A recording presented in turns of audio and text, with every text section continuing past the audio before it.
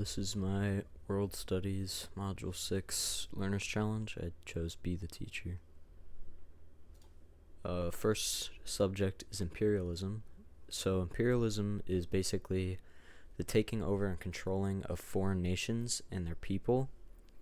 And the two main historical periods involving imperialism were from the 1500s to the 1820s, and this is called Old Imperialism, and also from 1850 to 1914, which is called New Imperialism. And these two periods differ mainly in their techniques, whether that be in how they colonize areas or how they govern them or control them, and also in their areas and motives. In general, for imperialism, some motives were: one, mercantilist success, which was basically the idea that if you control all the, say, gold or silver in really the world, then you're the more powerful country. And in general, also just economic success, because when they colonized different areas, they would gain new different like natural resources, such as like wood and ores, stuff like that. Another motive is that nations got increased status when they colonized many areas, because overseas territories were viewed as like a status symbol. And also their colonization supported like racism, in that their idea was that they're simply just more fit than these other nations, and it's just natural that they should take them over and compete for land. Some examples of old imperialism are, in old imperialism, the main areas that were colonized were America and coastal Africa and Asia. So, for example, Britain colonized the 13 colonies in America, as well as some Caribbean colonies, and they also had territory in India. Spain and Portugal conquered most land in Mesoamerica, Central America, and South America. And other countries such as France colonized other areas such as present-day Canada, and also some areas in South America. And then examples of new imperialism. New imperialism was primarily in Africa and East Asia. So the scramble for Africa was when, starting in around 1870, European powers heavily competed for African territories because of their resources and also status, and they colonized them with the false pretense that they were bringing civilization to quote-unquote wild and inhumane societies. Some of the countries that competed for these land were Britain, Germany, France, and Belgium.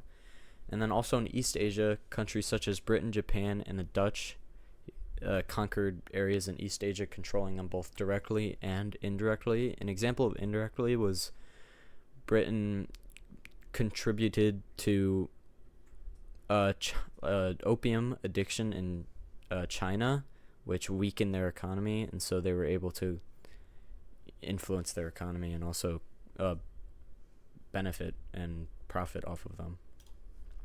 The Industrial Revolution, it started in England. This is the next topic. It started in England, starting with the Second Agricultural Revolution, which had inventions such as the seed drill, cotton gin, and spinning jenny, which revolutionized agriculture and farming, in that they drastically increased crop output.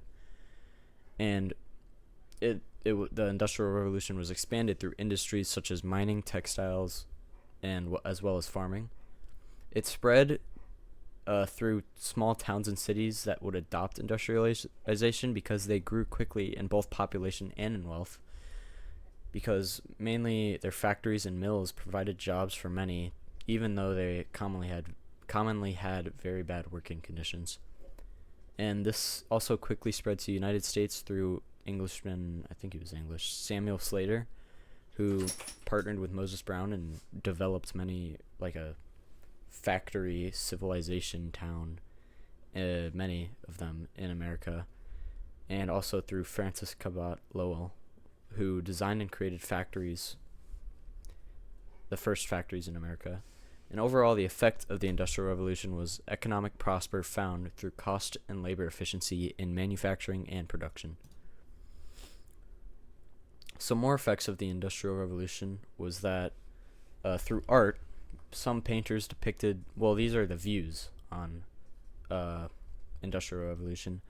Some painters depicted the Industrial Revolution as a dark, looming evil that was taking over the world, while others viewed it as a power that was increasing general economic and social well-being.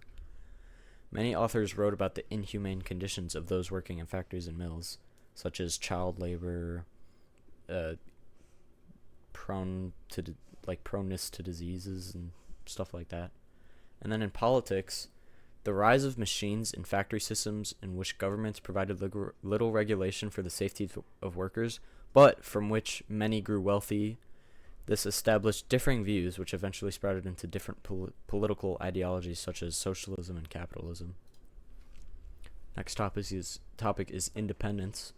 During crisis in Europe, American nations struck for freedom, while defense was limited and weak. Some countries that gained independence include Mexico, Brazil, Colombia, and Peru. Spanish conquistadors set up class systems that heavily disadvantaged and discriminated against natives, and this is like one of the reasons that they fought for independence. And also, but still, the effects of imperialism in these areas is long-lasting and still impactful today in some cases, even though they're independent now. Final topic is reforms. One reform that happened is abolition, which is the abolition of slavery, which is what it's referring to. And the protest of slavery gained popularity in Britain starting in the 1700s, although this decision spread throughout the rest of the world in following centuries. Some reforms in the U.S. were women's suffrage and education. Like, for example, education became pretty much you had to have an education by law, and they also developed like a grade system. And then reform and independence sort of go hand in hand. Well, for one, decolonization in Africa began in 1957 after World War II, but also in the Americas. Although they were independent from European powers, nations still had to fight to be free from oppressive governments and unjust societies. For example, Mexico, many ideas in a reform against the certain oppressive president influenced the Mexican Constitution, and in Brazil, politics and government in Brazil were mainly controlled by an elite group that gained wealth through coffee trade and production, and the middle class rose up to fight against this injustice and advocated for workers' rights and political development. And that is it. Thank you for watching.